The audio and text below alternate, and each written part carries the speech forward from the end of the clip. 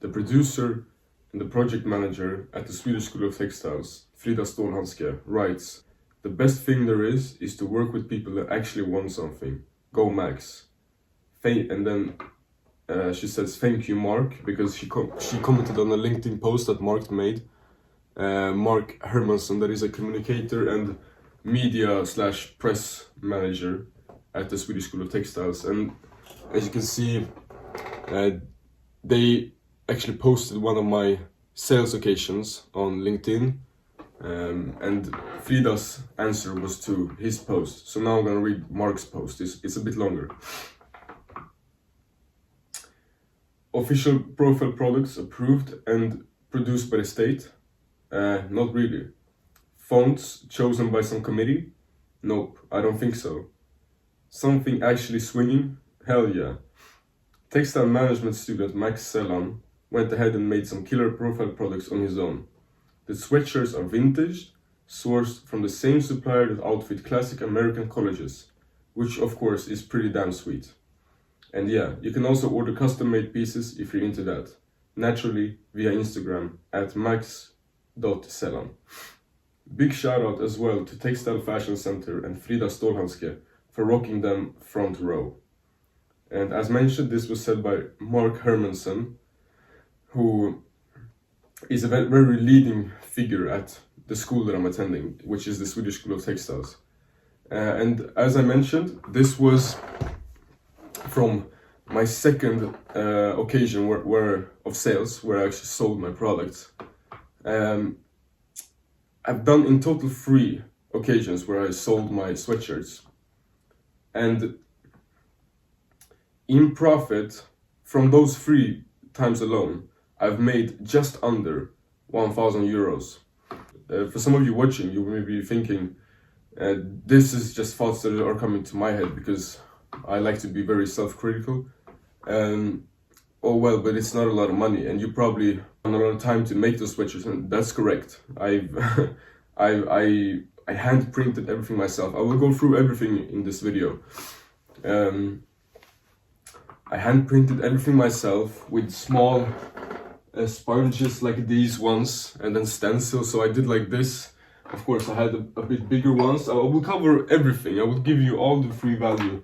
This is documentation. But what I want to get to is that besides the money, which also is very sweet, in profit, don't forget about that. And I will cover everything. How I had a lot of profit margins. Like I will go through every lesson that I taught myself through this experience. But the thing is that besides the money, the resources, the contacts, and the doors that are open for me right now, it's crazy how much more that's worth for me. It's like I've earned way more than just the money. Like the things I earned beside the money are worth way more than 1,000 euros. And yeah, this is the first time actually making money off of clothing that I made with my hands, which is of course a dream come true for a younger me. And this will be a very pivotal point in my career because this will be the first time that I actually make some decent money, and I know that it's gonna go up from here. So everything started last summer, which is the summer of 2024. I was debating between if I wanted to attend the college that my dad wanted, you know, become a lawyer and such, to start my own business. I have a friend that's very successful in business, so I was like, okay, I know that this works. Or pursue some job. But I landed in that I've always had an interest or a calling for making clothes, or somewhat working with clothes and like designing clothes, or anything of that nature that covers like fashion and clothing in general. So I took a leap. I dove into the sea. I couldn't see anything. So I trusted myself, and actually, just to give you a perspective, I grew up in the east coast of Sweden. The school that I'm attending right now is located on the west coast. On the west coast, I have never been there. And it's not like like the school is located in a big city. It's outside of a big city. I've never ever like once went to that place, you know. I moved in to my apartment, my dorm that I'm located in right now. Um, I moved in a day before school started. Yeah, so the just a quick story. I will not like talk about the story so much because I want to give you the valuables from this. The story is not really important right now, but just to summarize, I was debating between two schools. This one that I'm attending right now, and the best design and fashion school there is in Sweden. I attended this one at first because this was in my hometown. It was the best one in the country. It's known for its reputation and stuff like that. So I did not get in, and this school had reserved late applications. I applied and I got in. And one day before school started, I moved here. So the first and most important thing, actually not the most important, but it's a fundamental, so maybe it is. I took a leap of faith. I trusted myself that okay, I will get an apartment, I will figure everything out, everything will be fine. Let me just try this. The worst thing that could happen is that you just move back and maybe lose some money or something. But it wasn't really that bad. I moved and I figured everything out. And now all of a sudden, like one interest, if you're interested in drawing or fashion or anything, imagine just like one day you're surrounded by people that also have the same interest, you know? The school I'm attending, the Swedish School of Textiles, is ranked number 8 in the world, top 8 school in the world that regards textiles and fashion. So it was a very good decision, and I've lived here for a year now, and that benefited me a lot because, like I said, all of a sudden I'm only surrounded by people that have the same interests as me, that talk about fashion, that dress in a really unique way because they don't just see clothing as just something you put on every morning. They see it as something more, and that's so powerful. Like if you're interested in cars or in, I don't know, trees or animals or something, if you're surrounded in an environment, it's naturally gonna like boost that energy that you have, that focus that you have towards your passion or your calling, like I like to call it. So now I was in this environment, and that kind of leads me to my second point, my second like lesson. The first one was taking a leap of faith, actually just risking it, because you have to risk something. I risked my safety and comfort, staying in my hometown and blah blah. The second point that I want to teach is that now when I'm suddenly in an environment that's in my niche and I'm surrounded by people that are interested in the same things, your ideas naturally start flowing way more, and you think of the thing that you like way more. Let's take for instance, if we compare person A and person B. Person A attends a school for arts. He or she is really interested in arts, and he or she attends this school, okay? Person B does not do that. They only draw when they have time. Maybe they work a part-time job or a full-time job or studies completely something else, you know? It's very, very obvious who is gonna have more time, more focus, and actually be more successful. It's, of course, this one. Because when you're surrounded by this, it all leads down to focus. Because if you have a lot of other things to focus on, like, it's hard to explain how important your focus is. It's kind of like if I go outside and the only thing I think about is a yellow car, like, I will soon see a yellow car. It's very hard to explain like logically, but that's just the thing, the way it is. Like now, when I first attended the school, clothing and fashion was in my mind 24/7. 24/7, because I'm here, I'm in this city, I'm in this school where everyone studies because they have an interest in some way in textiles.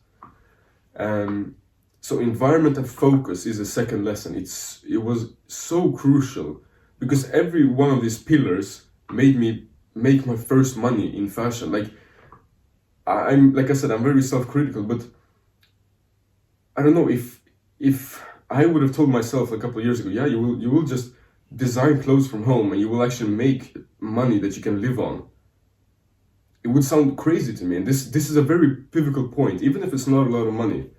This event alone will be the pillars you will see on this channel. I'll document everything. This it will be the pillar of other events that eventually stack up to like me having deals where I, you know, design something that actually changes people's lives. You know what I mean? And in that, and as a benefactor, I will get more money. But I don't know why I don't really get super excited because of money. I just like to think the idea that I can do something from home, I can design something with my hands, and I get paid like handsomely, you know? I get paid so I can go on trips, that I can buy art, that I can eat good food, you know, to take care of myself in a proper way. So, moving on, back to the story. So yeah, and what that did was, if I'm at the school and my brain, you know, in this environment, if my brain is 24/7 in this niche, in this environment, even when I'm like shopping for food, I still think about the school, I still think about the, like during class, we talk about textile fibers, we talk about materials, we talk about the industry. I think about my own things, my own projects all the time. This multiplies the ideas that you get so much. Like if you have a busy day with your regular job or anything like that, you maybe get 1-2 good ideas, maybe. Now I get ideas like this. And why that's important is because every idea that you will get is not a banger. It's not like a winning idea. You have to get a lot of ideas and like cherry pick the best one. And here is where I got the idea that, like, I was walking through the school and I noticed their window, or their shop, where they sold their profile products, also known as merch. I looked at the hoodies and I was thinking to myself, I haven't seen one, even the teachers, I haven't seen anyone wear this. It looks, in my opinion, really, really bad. It looks really, really bad.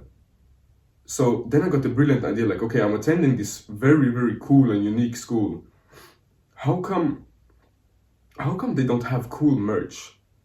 How come they don't market themselves through clothing? That's like the most basic thing for me. So I saw a gap in this market that's potentially really big. And what I thought at the time, and I still think, is that, okay, a school, I kind of see it as a business, because customers, aka students, come in, they leave after 3 years minimum, and new ones come in every year. Like a minimum of 200 new customers arrive every year. So what if you? So I was thinking, like, what happens if I build a system where they actually sell cool merch, where maybe one customer, one student buys maybe 3 items when they first started the school, and then maybe a couple of months later, like a new design drops and they buy that. Like it becomes like a clothing brand inside of the school, you know, so that the students can proudly wear it when they're maybe going abroad or going to their hometowns, and, you know, they want to present like, yes, I'm studying at the Swedish School of Textiles. Like they want to show it off because it's a cool school. People that are studying at my school, they've done the same as me. A lot of them are taking risks, like despite what parents tell them, or despite what, you know, their friends are telling them. A lot of them want to brag about it. Like it's a cool thing, you know. People are very proud here at the school. So I was like, okay, but they don't want to show it with their clothing. No one has any kind of merch from this school. Like people post a lot of on their Instagram, the social medias. As soon as we have some kind of lecture that involves like a lab or we do some with clothing, people post it every time. Like a lot of the students that I follow on Instagram, they always post things, but no one wears anything, you know? Clothing is like the first impression people get of you comes from your appearance, and clothing is the most obvious one. So I was like, okay, I need to make this happen. And I was so excited by this idea, and this is how you know it's a good idea, that I was so afraid to tell anyone. I only told my closest friend and my father about this. And just quickly, my father is super skeptical, he's super critical of me. he's extremely critical, and I love that because he gives me raw feedback. Even if I think an idea is extremely good, he will just puncture it and like, yeah, but you haven't thought about this one, you haven't thought about this problem, you will fail because of this. And of course, in the moment, I get super irritated and agitated about that. But when I called him about this idea, I was like, yeah, and I'm planning to buy switches from this. I will tell you everything about this, my strategy and everything. He was like, that's a really good idea. and you have no idea how my heart just dropped. I was like, this is the first time I heard my dad say it's a good business plan or like a good idea. And it was regarding fashion, and it was like in sync with the things that I actually wanted to do in my free time, you know? So it's a win-win. So I'm like, okay, I need to pursue this. So the first thing I did, you can see my wall here, it's just some of the designs that I created. I started designing different fonts for the sweatshirts, or like fonts that I could use, designs in general that I could use on a lot of products like sweatshirts, maybe tote bags. I'm actually going to buy 100 tote bags for 40 euros, and I'm going to print them here at home, and I'm going to sell them one for like 20.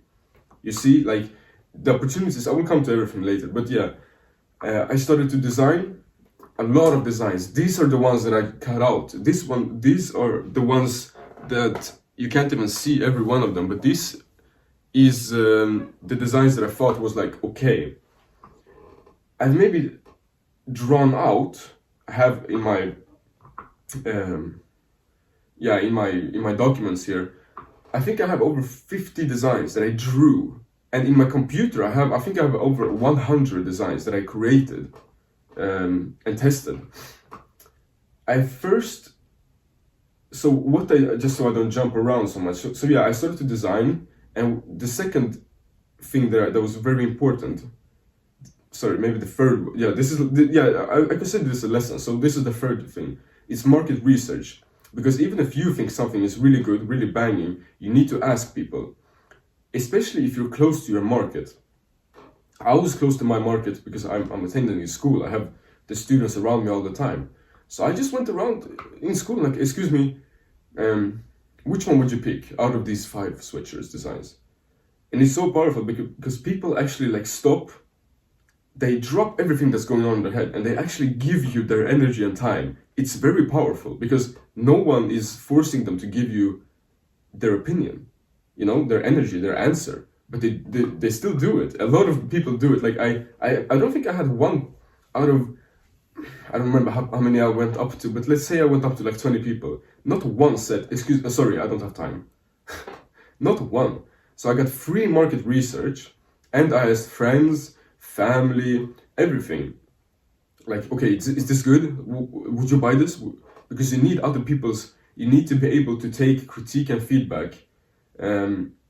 Because I was like this also, or I still am, because if you create something which your hands is really proud of, and you show it to someone, and they critique it in a way that's actually benefiting you, because you can make your thing even better, you become, oh, you don't know what you're talking about. Like, I was like this, or I am still like this. I'm very critical of myself and of like other people's feedback, but other people's feedback is so important, especially if you're close to your market, especially if you can get your target audience, you know, if you can get their opinion, it's so powerful, because you get so much free insights. You get to, like, it's like a cheat code. If you're playing a game of some sport, you get to hear the other team's tactic.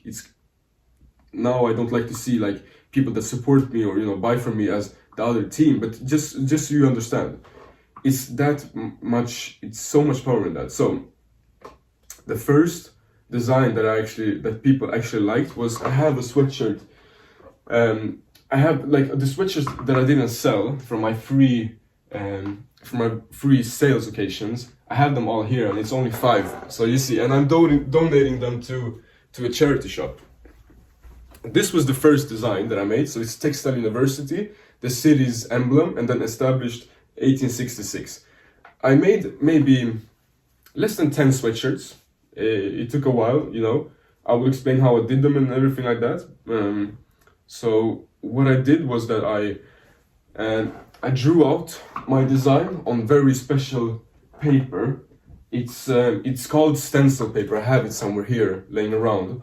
It's a bit thicker paper that doesn't get damaged by watery substances, you know, like paint and stuff like that. I drew out my designs very precisely.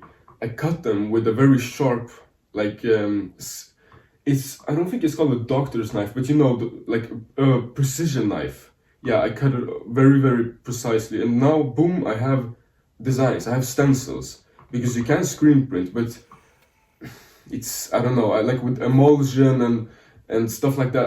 I couldn't be bothered. I just wanted to get my things done fast, and I had all the materials at home. The next step was to actually get sweatshirts to print on. And by the way, screen printing color is really important. You can't just have regular color. I buy Speedball. I have them somewhere here also. I buy Speedball. You can probably, that's the name of the brand, and it has to be textile paint.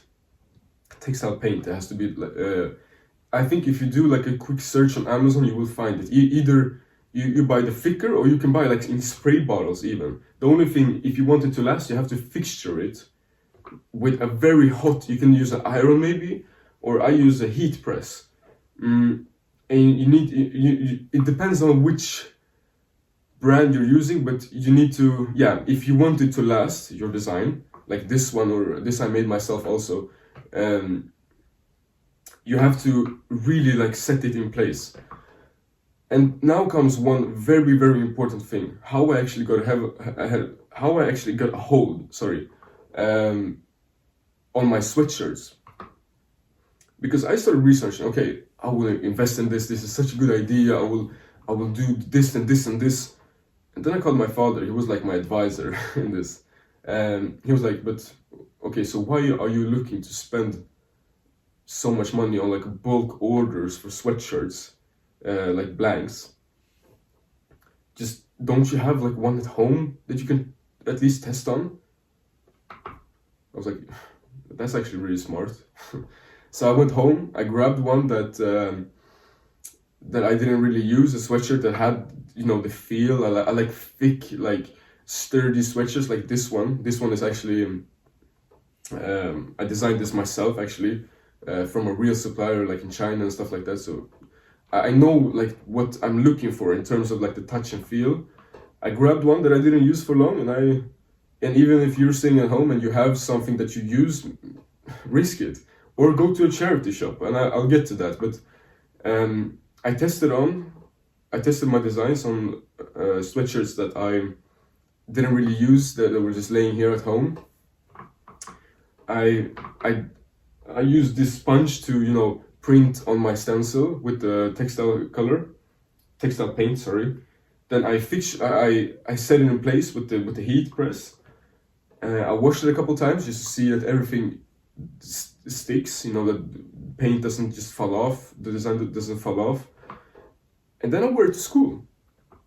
And then I talked to some people, some students. I know there's a lot of like people who are like looking like, what is that?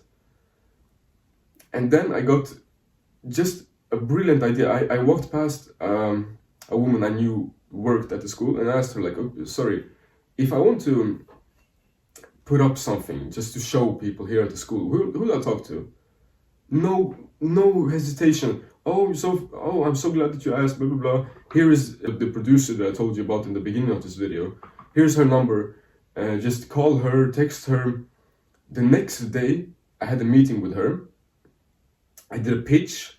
I did a document where I have everything in my phone, so I will how do I say this? I will edit everything here so you can see the things that I'm talking about also. So yeah, I did a pitch for her where I compared the profile products that they have to my idea, because I took some pictures and stuff like that on my own. I styled them and so on and so on. The next day, that evening, I had a meeting with her. I wore my sweatshirt proudly. I talked to her with passion. I was polite, I was on time, I was nice. She was like, "You can do. I love this. You have my full support." Like, and now she's one of my, like, I have her personal number in my phone, and she's a producer at the school. Like, if someone wants to market something at our school, where all the students walk past, they talk to her. I have a very close relationship to her now, just because of this, because she believed in me and I delivered. I was nice, polite, on time, just the basic things. What happened then? She told me, like, yeah, you need to produce more, and we're gonna try do like a little bit broader market research. We're gonna try to sell, and we'll see how people react. I went home. I did maybe less than 10 sweatshirts. Sold them on. I'm sorry, I forgot to tell you. The first sales occasion was actually before I met Frida. Then I didn't even sell to students because this was off school time. This doesn't really have to do anything with this story, but yeah, my first sales occasion has already been. So my second one, I sold out everything. I sold out every item that I had. It was only like 10 sweatshirts, but the good thing with that occasion was that a lot of people that were looking at my stuff, as soon as I took them down, or even when I had them up, they contacted me on Instagram and asked me for custom pieces. And those custom pieces cost more. So I sold them for 50 to 55 euros. And a very, very important tip that I have for you is, I'm circling back to how I got a hold of my blanks. And in the beginning, if you remember, Mark Hermansson, the media manager at the school, he said the sweatshirts are vintaged and the same brand that like established universities in the US are using. How did I get a hold of them? I started off with printing on sweatshirts I had at home. So how did I get a hold of them? I won't tell you the exact place that I buy them at, but I will give you like 99% of the answer. And it's to just get good at sourcing. Despite what country you live at, somewhere you have a charity shop, somewhere you have a second-hand store. If you don't, you can probably buy it off Facebook Marketplace. In Sweden we have Vinted, we have Plick, like we have these applications where you can sell and buy clothing. Set the filter, if it's possible, set the filter to $3. See what comes up. Someone sells a sweatshirt you like for $5-6. Write to them, yeah, I can buy this today for $2. In the beginning, especially if you don't have a lot of money. If you have money to spend, then good, go ahead. But even though, I think you should take it easy in the beginning, because why just burn through money and like newly produced sweatshirts that that if you don't sell them, they're just gonna lay around here. If you did this method, because I just bought secondhand. I was really good, or I still am really, really good at sourcing. So at first I did research on what kind of brands do universities and colleges in the US use for their like classic merch, like UCLA and these sweatshirts. I got really inspired from them, and I did my research and I came up with like Hanes, Champion, Gildan, like all of these brands, like, and there's a couple more like Jersey and stuff like that, like varsity pieces. I knew the brands, so then I could like filter everything much better. Like I knew what I was looking for. Okay, a gray sweatshirt, this price, not more than 3 euros, and this brand. Okay, nothing came up. This other brand, okay, some came up. Buy. So some vintage, very, very good products like Champion, made in the US, I got for as little as, I think the most expensive sweatshirts I ever bought while doing all of this was 3 euros. and the cheapest €1. And I could control what color I wanted. Of course, sometimes they had like, these were clothes that people have been wearing, of course. But just check before so that don't have stains, rips, anything like that. Like a lot of vintage secondhand stuff are in really good condition because people just don't use it. And this is my most valuable thing, because if you're on a budget and if you're a student and if you want to just start out without taking a very, very big risk, you know, when it comes to purchasing purchasing like your material, you know, to craft with, use this technique. Just go to your charity shop and just look through the sweatshirts. Oh, did you find maybe like, sometimes you find a really cool, really, really expensive brand, and I'm not gonna name drop what brands I'm using now for my upcoming projects with the school, but sometimes maybe you find it like a designer, you know, like a high-end sweatshirt, and they can be as low as like €2, $2 and imagine just how much work has. Imagine like a brand like, let's say, like not like high-end like Louis Vuitton or Gucci, but like one step beneath that, or maybe 2 steps beneath that, like above H&M and above Zara. But what's a good example that's like universal? Not Uniqlo, like above Uniqlo. Imagine like some brand where sweatshirt is worth maybe €120, okay, at your mall or like whatever.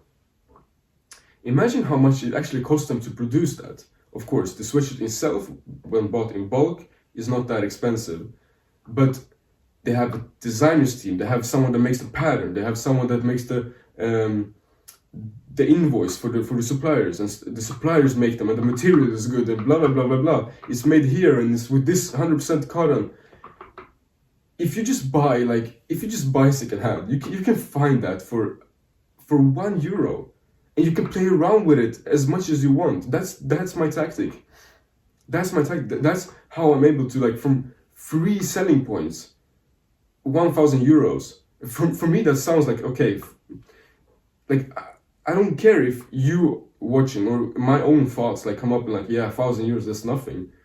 But it is something. It is something. And that's not the only valuable thing I got from this, and that's actually the least valuable thing that I got from all of this, like making this. So moving on. Now I told you about how I made the product. What happened now? I had Frida support. I had exposure in the school. People saw my product. People contacted me. People bought from me. People at the school wore my stuff. Like they had it on when they went to school, which now resulted in that people that are working with the school want to help me. They want to see me create more. People that at the school like push me.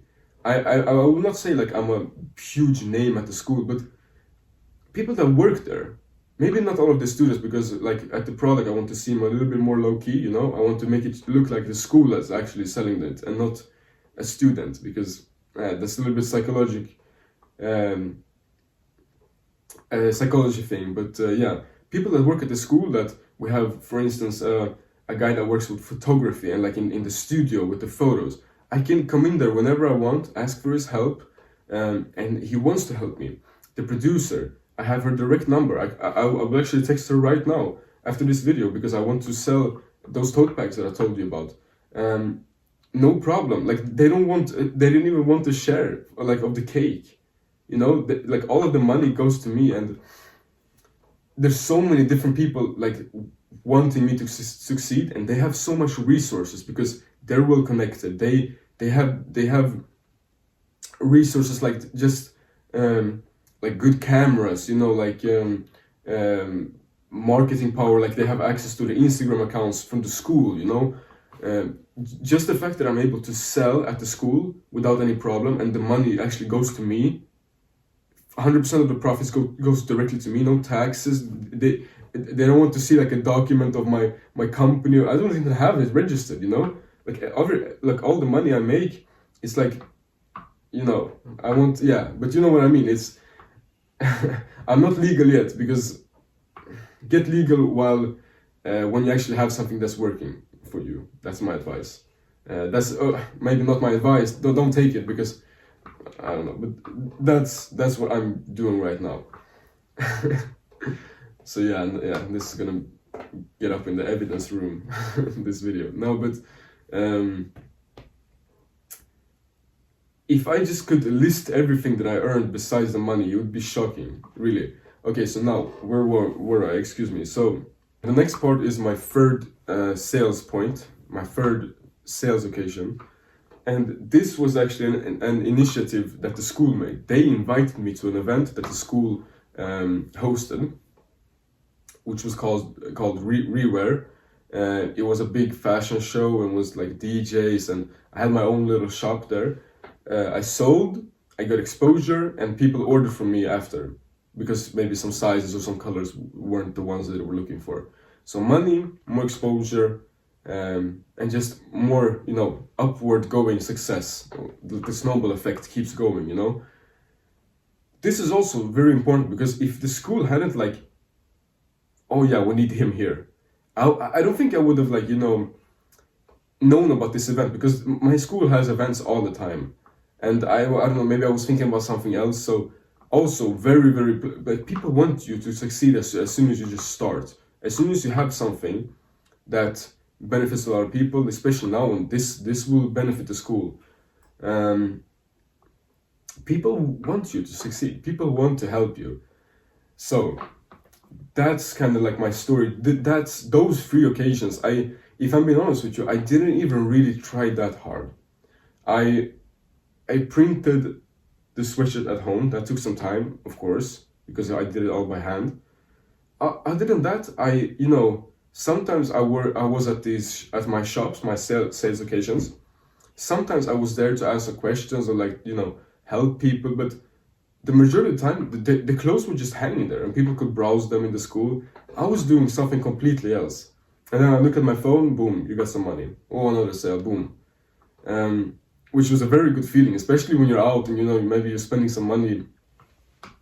And that's also I remember a very important tip. How I got this idea in the first place, it was not only a combination of risk and location and the environment, the focus.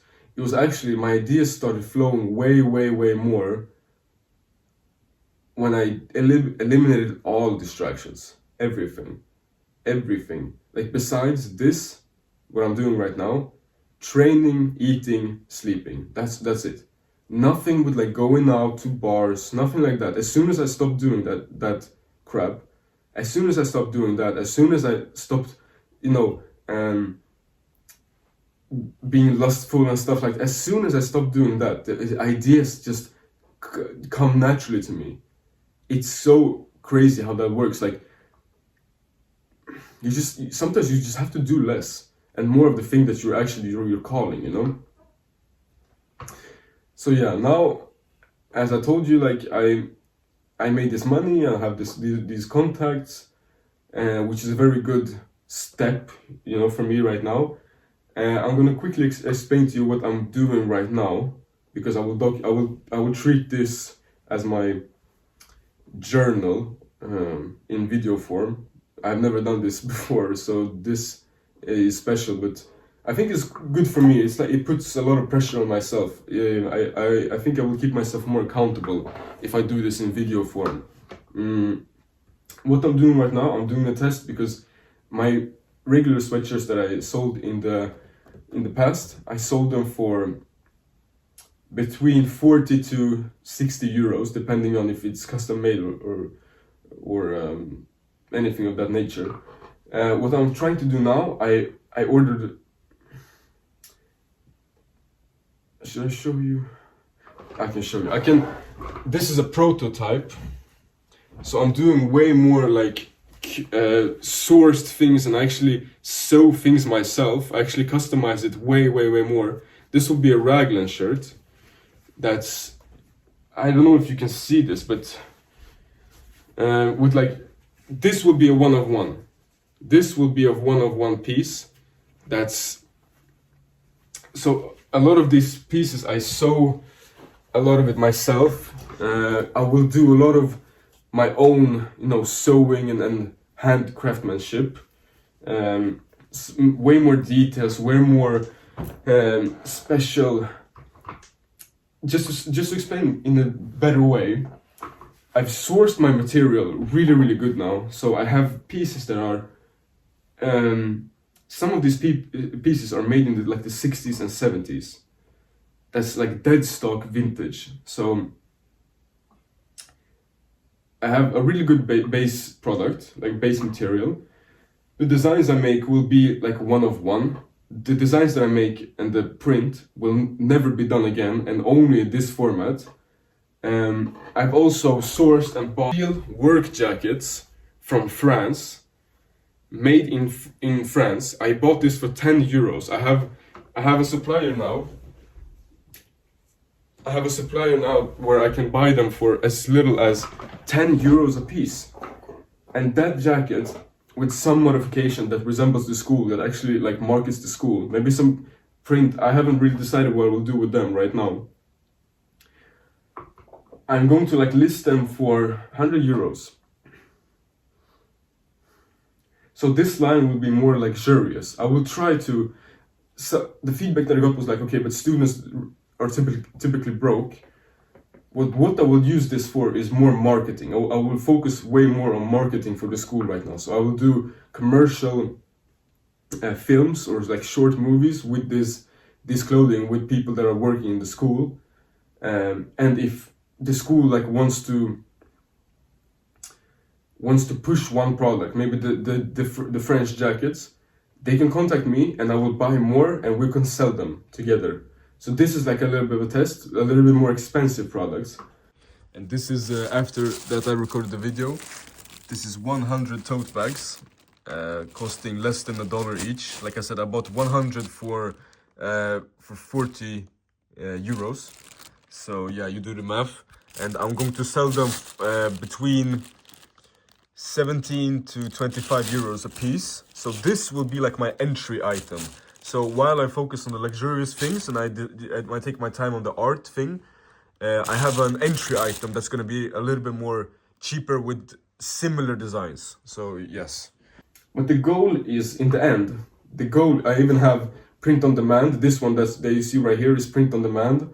Also a system that I'm building right now. So everything comes together in one end goal with this project.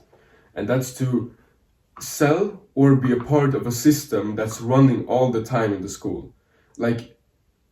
Their system for their merch or profile product should be something that made so well with so many systems around it that the school actually buys it from me for a large sum of money, or I'm still involved somehow, but in a bigger team that we work on this every day, and we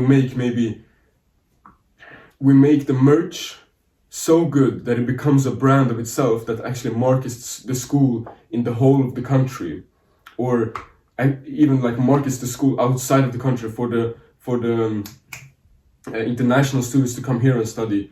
Because a lot of I'm really fascinated. There's a lot of examples for this, restaurants or maybe some very niche, Supreme, for instance. Everyone knows Supreme. They were a very niche skateboard store, and look what happened with their merch. I want to create something like that for the school. So every time I'm building something new, every time I'm designing something new, every time I'm presenting something new, I get one step closer to this. And the funny thing is, the byproducts that you get from climbing this ladder, they're amazing. They're amazing. You get to up your own skills with design and with craftsmanship and with just clothing in general. You get so good contacts. I don't know, if I were to tell myself you just have to sell once, go to the school with your sweatshirts once, and the producers and other people working at the school will adore you and want to help you. It's crazy how kind of easy it is in a way. The only thing you have to do is, if you have this calling, some sort of calling, I hope you can use this to apply this to anything, business, to drawing, to helping animals, whatever, is to do something sit still, take a risk, no distractions, be around your environment, get the ideas flowing, eliminate anything else, get inspiration, but that's it. Just let your natural thoughts come and ideas will start to flourish. Be brave, like ask people, sell, even if it's uncomfortable. Fail, it's important, like have ugly designs at first and then just make them better. Ask people, and you just climb, and you earn so much besides the money. The money will always be a byproduct for me.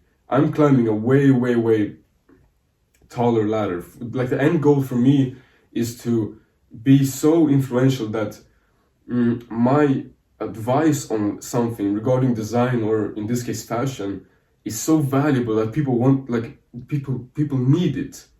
Before they launch something, they need my advice. That's my vision. That's the point I want to reach. And I think I really want a life where I constantly wake up and I have this big problem with my team that I enjoy working with, and we just hammer at it every day. Something regarding design. It doesn't have to be clothing. I just, for some reason, stumble upon this. It could be designing maybe architecture or the next car or something. I don't know. Like, excuse me. I just know that this is what I want to do, and I'm climbing this ladder, and I've come really far, but yet I'm so far away. Yeah, this was how I made my first money in fashion. I really hope that like even if one human being gets some sort of value from this, I'm happy. This is more for like my own sake, that I want to have everything documented and in chapters, from my life, so I can look back on it like a couple of months later, like, okay, this was actually where I started. And YouTube is something that I thought about a lot, and I was scared, so now I have to do it. I've talked about this in my own head like for ages. So yeah, everything will happen on this YouTube and on my Instagram, and it's at Maxim Christian Selantemnov in one. I will have it linked in description and in my profile, in my biography. So yeah, take care.